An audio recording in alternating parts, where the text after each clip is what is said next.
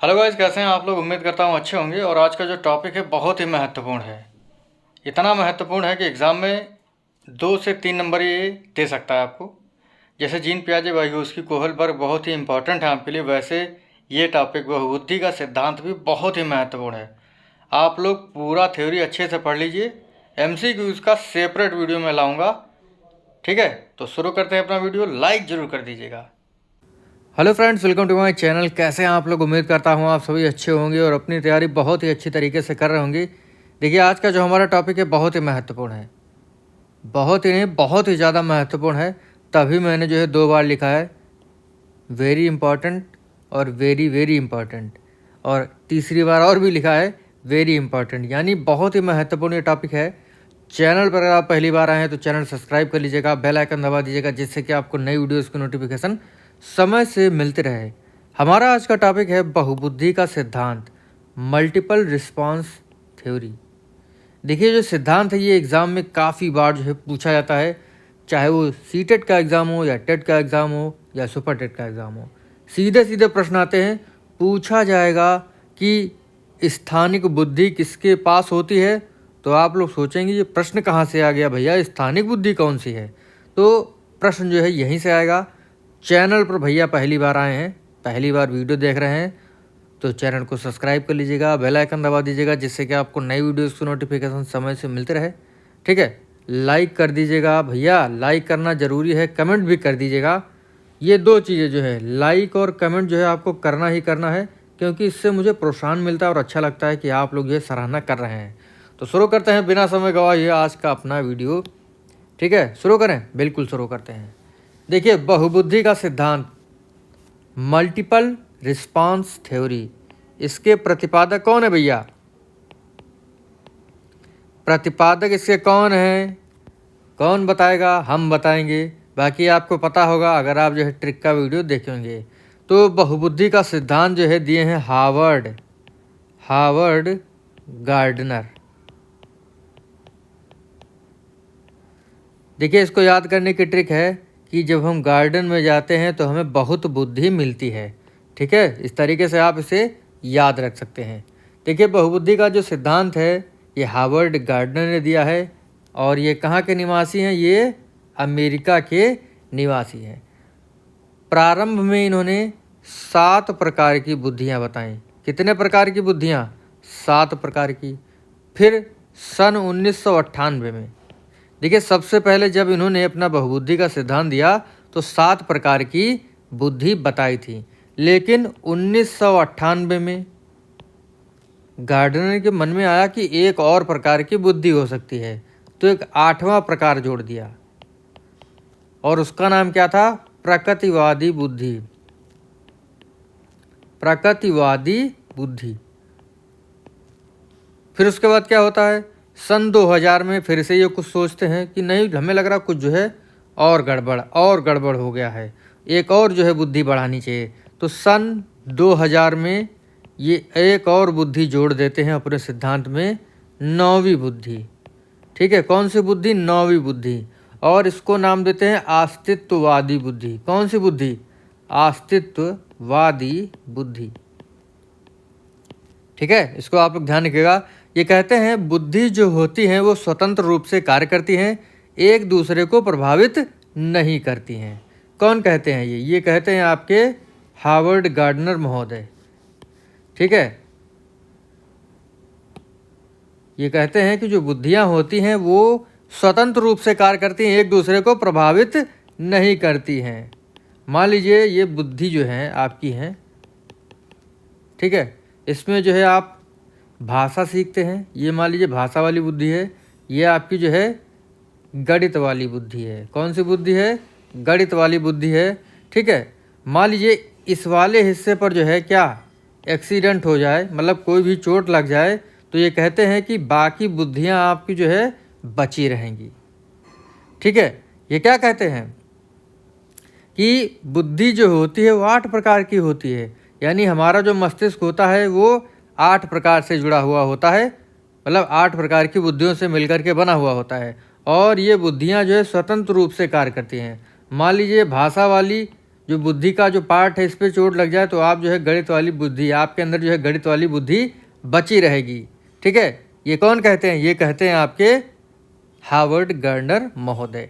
ठीक है, और एक जो पार्ट होता है वो बुद्धि के बराबर होता है, और जो बुद्धि है मतलब जो हमारा ह्यूमन ब्रेन है वो 8 प्रकार की बुद्धियों से जुड़ा हुआ है या जो है बना हुआ है, और not related to each other. जो ये आपकी बुद्धियां हैं ये एक दूसरे से आपस में कनेक्टेड नहीं हैं। ठीक है, तभी तो ये कहते हैं कि जो बुद्धियां होती हैं वो स्वतंत्र रूप से कार्य करती हैं। तो आप जो इसे याद रखिएगा। देखिए, अब हम बात करेंगे 8 प्रकार की जो आपकी बुद्धियां हैं। कौन सी 8 प्रकार की जो बुद्धियां इन्होंने बताई हैं उसके बारे में डिटेल से बात करेंगे। भैया ये एग्ज़ाम में आ जाता है कि 8 प्रकार की बुद्धियां जो है कौन कौन सी हैं, अभी आपको बताया जाता है, और जो है उदाहरण भी याद रखिएगा। अगर आपको अच्छा लग रहा है तो लाइक ज़रूर करिएगा और कमेंट ज़रूर करिएगा कि आपको वीडियो अच्छा लग रहा है। ठीक है, देखिए इन्होंने पहली बुद्धि बताई भाषाई बुद्धि। कौन सी बुद्धि बताई? भाषाई बुद्धि बताई। Verbal linguistic, verbal linguistic, verbal intelligence. ठीक है, देखिए भाषाई बुद्धि किसके पास होती है? जिसके पास जो है भाषा का अच्छा ज्ञान होता है, वो अच्छा जो है वक्ता होता है, लेखक होता है, कवि होता है। यानी भाषा का ज्ञान जिसके पास बहुत ही अच्छा होता है वो भाषाई बुद्धि वाला होता है। जैसे आपका लेखक, कवि और वक्ता। देखिए आपने देखा होगा जैसे लेखक है, कवि है या वक्ता है, तो जब वो लिखते हैं या बोलते हैं तो देखिए तुरंत ही जो है वो बोलना शुरू कर देते हैं सिचुएशन पे। उनके पास जो है शब्द भंडार बहुत ही होता है, भाषा का ज्ञान बहुत ही अच्छा होता है। ठीक है, जैसे ही कोई कवि होता है वो देख ले पानी बरस रहा है, मोर नाच रहे हैं, ठीक है, तो उसी हिसाब से जो है वो तुरंत जो है कविता कर देता है। तो जिसके पास भाषाई बुद्धि होती है वो क्या होते हैं? लेखक, कवि, वक्ता होते हैं। ठीक है, तो ये पहली बुद्धि बताई। दूसरी बुद्धि बताते हैं, ये कौन सी? तार्किक गणितीय बुद्धि। तार्किक गणितीय बुद्धि।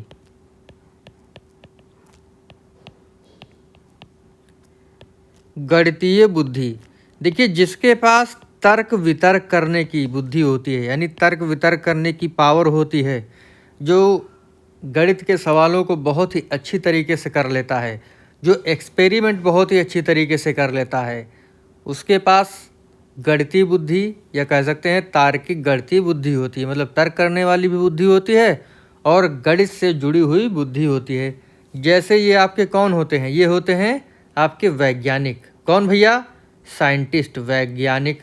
देखिए वैज्ञानिक जो है वो तर्क वितर्क करते रहते हैं। कभी एक वैज्ञानिक जो है नया नियम देगा और उसी नियम के बहुत सारे जो है तर्क वितर्क करने वाले जो है आ जाते हैं, आलोचना करने वाले आ जाते हैं। तो जिनके पास तर्क वितर्क करने की शक्ति होती है उनके पास तार्किक गणितीय बुद्धि होती है। ठीक है, मतलब तर्क करने वालों के पास जो है तर्क करने वाली बुद्धि और गणित के सवालों को हल करने वाली गणितीय बुद्धि। तो दोनों का मेल जिसके पास होता है तर्क करने की बुद्धि और गणित से जुड़ी हुई बुद्धि, तो ये होती है तार्किक गणितीय बुद्धि। जैसे वैज्ञानिक है, गणितज्ञ है, ठीक है, और अकाउंटेंट है।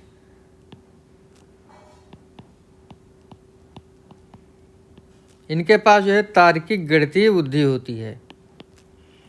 ठीक है, उसके बाद आता है आपका तीसरा म्यूजिकल इंटेलिजेंस, संगीतज्ञ बुद्धि।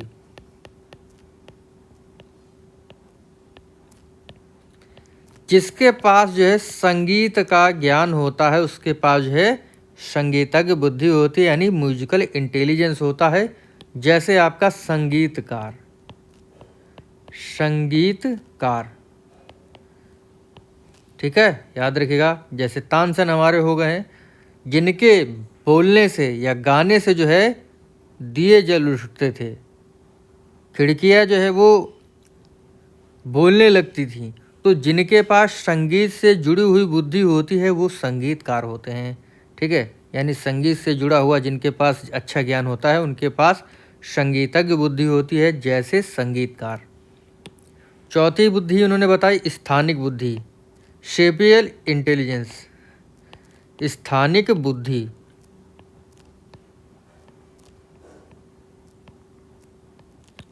देखिए, सेपियल इंटेलिजेंस जो है वो किसके पास होती है, यानी ऐसे लोग जो किसी चीज़ को एक बार देख लें और हूबहू उसी तरीके से बना दें, उनके पास सेपियल इंटेलिजेंस होता है। जैसे आपके पेंटर, कौन होते हैं भैया? पेंटर हो गए, पेंटर्स जो होते हैं। मूर्तिकार, कौन? मूर्तिकार आदि। देखिए, जैसे पेंटर को आप कोई चीज़ बता दें कि भैया देखिए एक बार जो है आप देख लीजिए, इस जगह पे इस तरीके से जो है चित्र बना हुआ है, आपको उस तरीके से बनाना है, तो वो उसी तरीके से बना देगा। यानी सेपियल इंटेलिजेंस उसके पास होती है जो किसी चीज़ को एक बार देख ले और हूबहू उसी तरीके से बना दे। ठीक है, उनके पास सेपियल इंटेलिजेंस होती है। ठीक है, इनके दिमाग में 3D इमेजेस बन जाती हैं, तभी जो है ये अच्छी तरीके से काम कर पाते हैं। उसके बाद आपकी पांचवी बुद्धि आ जाती है, कौन सी? शारीरिक गतिज बुद्धि। शारीरिक गतिज बुद्धि, बॉडीली काइनेस्थेटिक बुद्धि। देखिए, यह बुद्धि किनके पास होती है? शारीरिक गतिज बुद्धि ऐसे लोग जो अपने शरीर को सिचुएशन के अनुसार से मोड़ दें, चला लें, घुमा लें, ठीक है, दौड़ा लें, उनके पास शारीरिक गतिज बुद्धि होती है। ठीक है, जैसे डांसर हो गया आपका। देखिए, डांसर कैसा होता है? डांसर वो अच्छा डांसर वो होता है जो अपने शरीर को हर प्रकार से मोड़ लेता है। फिर उसके बाद जिम्नास्ट आपका हो गया। जिम्नास्टिक करने वाले देखिए अपने शरीर को सिचुएशन के अनुसार कैसे मोड़ लेते हैं। Yoga master, choreographer. ठीक है, तो इनके पास क्या होता है? इनके पास जो है शारीरिक गतिज बुद्धि होती है। ठीक है, अगली जो बुद्धियां हैं इतनी महत्वपूर्ण है कि आप लोग जो है एग्जाम में इन्हीं को गलत करके आते हैं, तो भैया ऐसा दोबारा नहीं होना चाहिए। तो भैया आगे पढ़ते हैं इनको। अगली इन्होंने बता दी। देखिए, हम लोगों ने कितनी बुद्धियां पढ़ ली हैं अभी? 1 2 3 4 5। छठवीं बुद्धि ये बताते हैं, कहते हैं कि भैया छठवीं बुद्धि भी होती है। कौन सी? अंतर्वैयक्तिक बुद्धि। कौन सी? अंतर वैयक्तिक बुद्धि।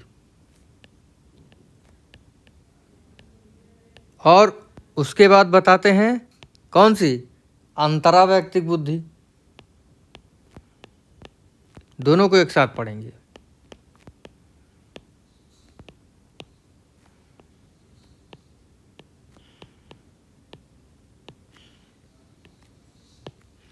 देखिए, अंतर्वैयक्तिक बुद्धि को इंटरपर्सनल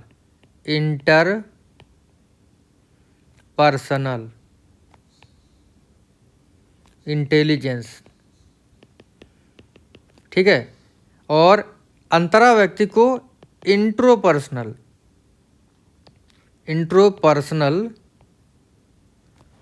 इंटेलिजेंस कहते हैं। ठीक है, जैसे देखिए अंतर्वैयक्तिक बुद्धि जिसके पास होती है वो दूसरों को अच्छे से समझते हैं। अंतर्वैयक्तिक बुद्धि इंटरपर्सनल इंटेलिजेंस जब भी सीटेट के एग्ज़ाम में आता है, आप लोग जो है हिंदी वर्जन पे ना जाइएगा, इंग्लिश वर्जन पे जाइएगा और देखिएगा जिसमें इंटरपर्सनल लिखा है, तो इंटरपर्सनल वाले व्यक्ति वो होते हैं, अंतर्वैयक्तिक बुद्धि वाले वो होते हैं जो दूसरों को बहुत ही अच्छी तरीके से समझते हैं। और ये कौन होते हैं? ये होते हैं राजनेता। कौन होते हैं? राजनेता, डॉक्टर, परामर्शदाता,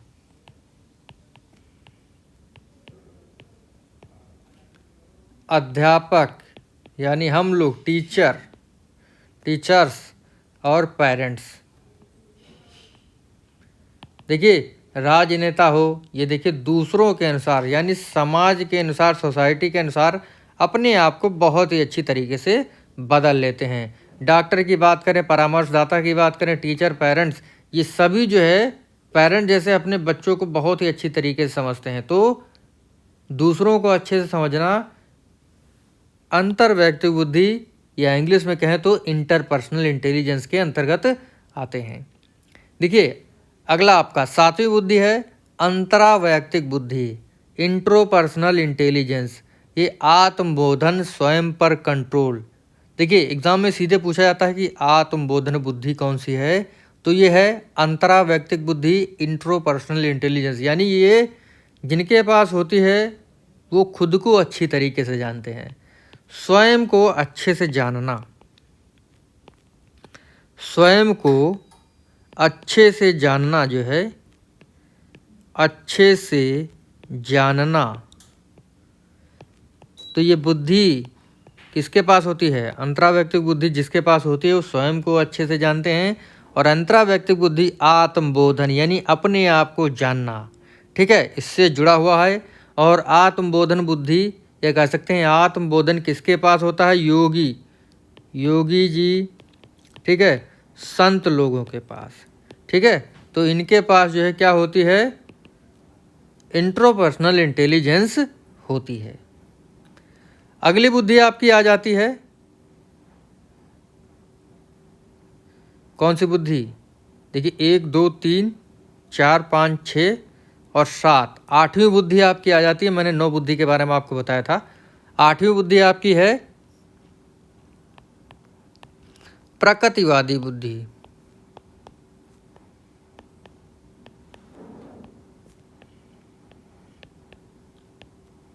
देखिए जिनके पास नेचर से जुड़ा हुआ, प्रकृति से जुड़ा हुआ ज्ञान होता है, उनके पास जो है प्रकृतिवादी बुद्धि होती है। जैसे किसान हो गया आपका, कौन भैया? किसान, ठीक है, जीव व वनस्पतिक वैज्ञानिक,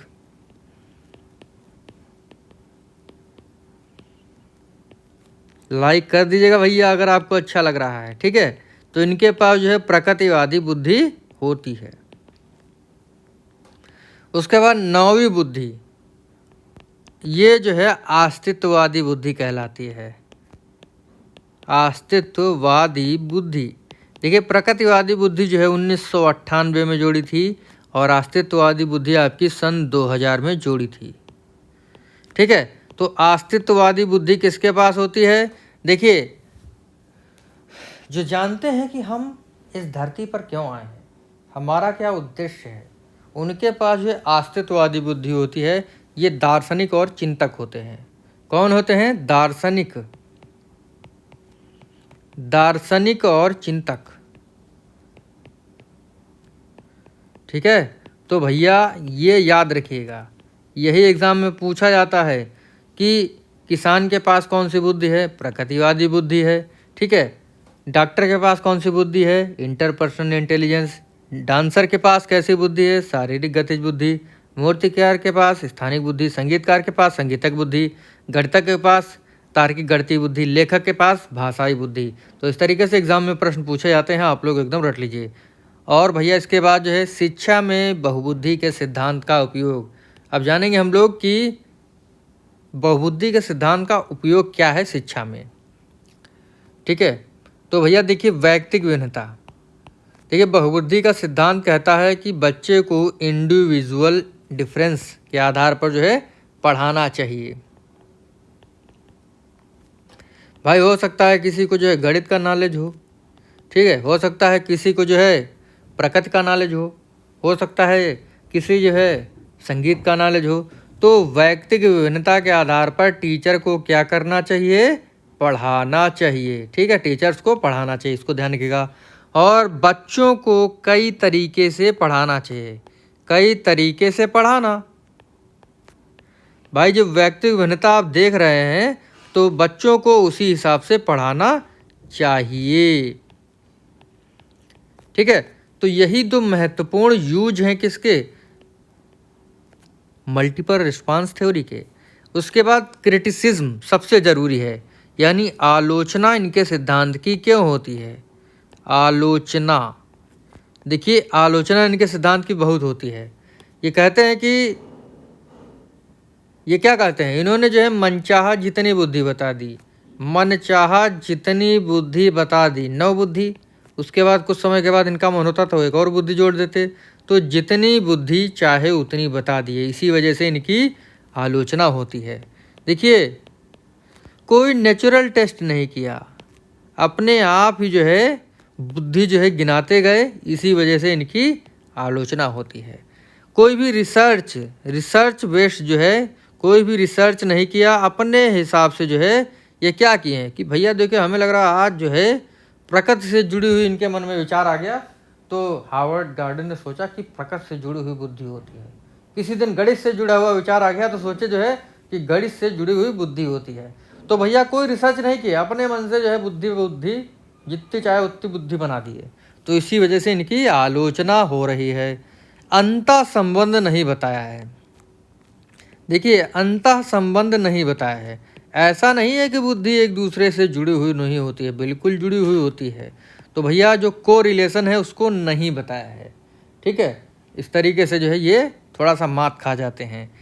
ठीक है, जो बुद्धि बताई वो टैलेंट है भाई। जैसे किसी को जो है संगीत अच्छा लग रहा है, किसी को जो है गणित अच्छा लग रहा है, किसी को जो है प्रकृति से प्रेम है, तो उसके अंदर जो टैलेंट है, किसी काम को करने का टैलेंट है, गणित को पढ़ने का टैलेंट है, जिम्नास्ट करने का टैलेंट है, तो जो भी बुद्धि बताई है वो क्या है, वो टैलेंट्स हैं। ठीक है, और इन्होंने जी फैक्टर को, यानी जो सामान्य फैक्टर है बुद्धि का, उसे नेग्लेक्ट कर दिया, सीधे स्पेशल चीज़ों के बारे में बात कर दी। ठीक है, इसी वजह से इनके सिद्धांत की जो है आलोचना होती है। कोई भी लैब टेस्टिंग नहीं है। देखिए लैब टेस्टिंग नहीं है। ठीक है, इसी वजह से इनके सिद्धांत की तुलना होती है। जैसे लैब टेस्टिंग क्या है, मान लीजिए हमने जो है बुद्धि को, यानी हमने अपने मस्तिष्क को इनके अनुसार जो है 8 भागों में बांट दिया। ठीक है, और ये कहते हैं कि इसमें कोई कोरिलेशन नहीं होता है। मान लीजिए ये गणित वाली बुद्धि है। ठीक है, हमने एक ईंटा लिया और इस वाले भाग को जो है तोड़ दिया, तो क्या है भाई, कोई लैब टेस्टिंग हो ही नहीं पाएगी, आदमी ख़त्म हो जाएगा, आदमी मर जाएगा। तो इसी वजह से इनके सिद्धांत की आलोचना होती है। जितना मन हुआ उतनी बुद्धि बता दी, नेचुरल टेस्ट नहीं बताया, रिसर्च बेस्ड नहीं है, अंतः संबंध जो है नहीं बताया, टैलेंट्स हैं ये बुद्धियाँ, जी फैक्टर को नेग्लेक्ट किया, लैब टेस्टिंग नहीं है। इसी वजह से इनके सिद्धांत की आलोचना होती है। तो आई थिंक आपको ये समझ में आ गया होगा, छोटा सा वीडियो। अगर आपको अच्छा लगा हो तो लाइक करिएगा, शेयर करिएगा। इसी पर जो है आपको प्रश्न मिलते रहेंगे, मतलब ऐसे ही प्रश्न मिलते हैं इन्हीं से जुड़े हुए। बाकी जो है 750 MCQ की जो सीरीज़ है वो नहीं देखें, तो जब देख लेंगे तो ये जो क्वेश्चंस हैं ये आपको जो एकदम रट जाएंगे। बाकी जो है जैसे जैसे एग्ज़ाम आपका नज़दीक आएगा वैसे वैसे तैयारी और भी अच्छी होगी। तो मिलेंगे आपसे अगले वीडियो में, तब तक के लिए जय हिंद जय भारत। वीडियो को लाइक और शेयर करना ना भूलें। Thank you. आशा नहीं, उम्मीद है कि आपको वीडियो पसंद आया होगा। अगर आपको वीडियो में कुछ भी अच्छा लगा हो, लाइक करिएगा, शेयर करिएगा। मिलेंगे आपसे अगली वीडियो में, तब तक के लिए जय हिंद जय भारत। Thank you.